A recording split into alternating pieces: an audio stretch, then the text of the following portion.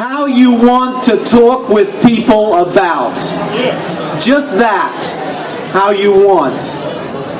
Just that, how you desire it, to talk with another, with a stranger who is made into another, with whom you want, long to talk what you can't talk with about.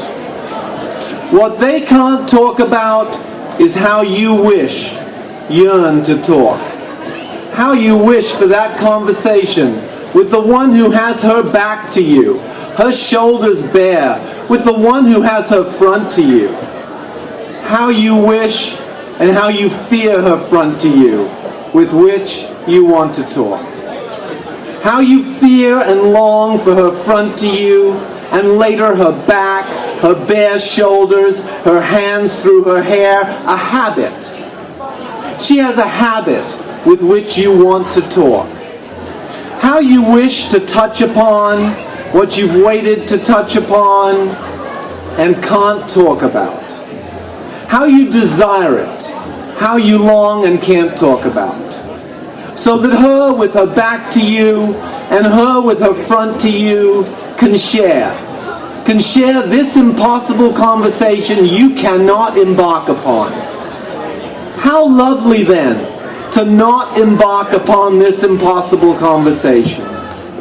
How lovely then to share the absence of this impossible conversation, a paralysis of speech, to share it with the one who has her back to you, to fear it with the one who has her front to you. Unglued. It was probably the coffee. I was exuberant, a touch untethered.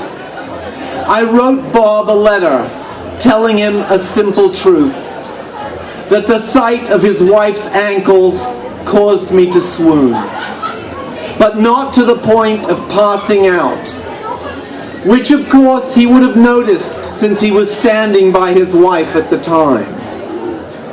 For some reason, I thought he'd be glad to hear an honest, unfiltered confession from me, that it would draw us closer. And I meant the whole thing as a compliment to him. He had chosen her. Well done, I wanted to say. Bravo. In the letter, I neglected to mention his ankles, which may be why I didn't hear anything back. When I think of his ankles, which isn't often, I imagine them covered up by those white socks that come in packets of 3 from Ross. Those are terrible socks. I wear them myself, so I speak from experience. Those damn socks in their sporty little packets are filled with irony. Their design hints at athleticism, but your poor feet can barely breathe in them. How would you ever pole vault or run a 3-minute mile inside such suffocating encasements? I feel sorry for Bob when I picture his ankles imprisoned in those torture chambers, while his wife goes about boldly displaying hers. I wish he'd write me back. I thought to send a follow-up letter. Actually, I couldn't stop thinking about it. Everywhere I went, I was silently composing it. What I would say, how I would say it, became the central meaning of my life, which I was grateful for since I had been on the lookout for a central meaning. I couldn't begin the letter with an outright apology for making so much of his wife's ankles. It would only serve to remind him of what, by now, must have become an awkward and painful subject. On the other hand, if I left the matter out entirely and simply shot the breeze, he may take that as an insult to his intelligence, or even think, this may be a stretch, that I had recalibrated my perspective on his wife's ankles, demoting them on the scale of desirables down to humdrum, run-of-the-mill body parts, dully related to the human skeleton, things that would still hang around when the rest of her was gone. Hopefully no such thought had occurred to him. I was already in enough trouble without reminding him of his wife's perishable status. I decided the best strategy was simply to act as if no breach had occurred, that there was no significance to the deathly silence that had fallen between us. I would take the position that there had been no former letter. The letter I was about to compose would count as my first correspondence. If he had received another letter, it must have been a forgery sent by a deranged individual. The world is full of troubled people.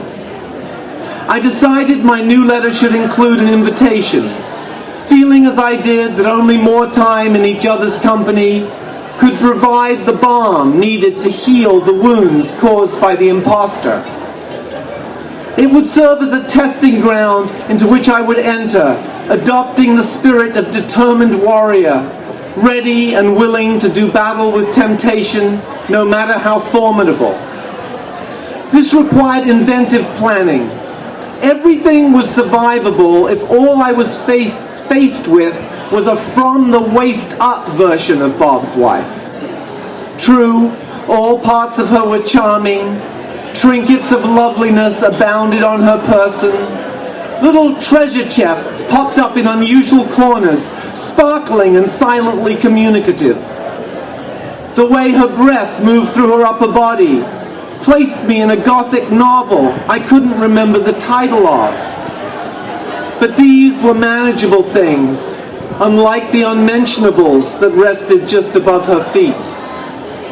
I would suggest a meeting place that had the potential, through an accident of design, much as I felt myself to be, to shield me from any risky revisiting of her spectacular ground floor.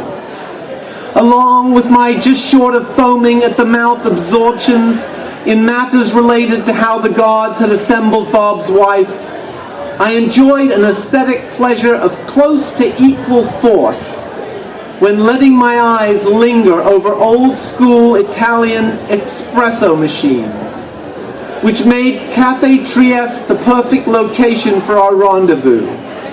It would be my treat. I'd get there first, a good 15 minutes ahead, station myself at a table close to the door, keep an eye on approaching customers. As soon as I caught sight of Bob and his wife, I'd turn toward the espresso machine. I'd hear them say my name, my eyes still combing the sumptuous corners of the espresso machine. "Sit down," I'd say, in a celebratory, welcoming tone, without yet turning to face them. They might find this odd, but once Bob's wife was seated and her ankles safely concealed under the table, I would turn and explain that an occasional trance-like state came over me in response to the beautiful workmanship that went into the very best espresso machines.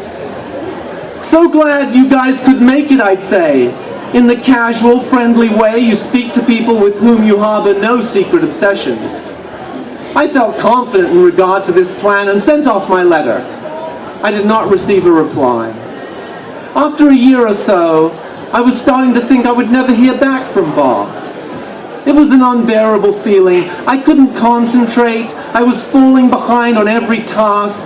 My boss wanted to speak with me about my work performance. I could barely sleep. So I sent another letter, confessing that the imposter letter was a ruse, that I was the imposter. "Yes, Bob," I admitted, "the imposter was the imposter." I nursed the hope that Bob's compassion would be aroused, that his heart would open as he began to comprehend the scale of my distress, the lengths I was willing to go to in order to make amends, and that perhaps now he would understand the enormity of my admiration for his wife's ankles, as well as the intensity of my wish to take back any inappropriate expression in regard to them. I thought there was a good chance Bob would write me back, given how thoroughly I had laid bare my soul. So far, he hasn't.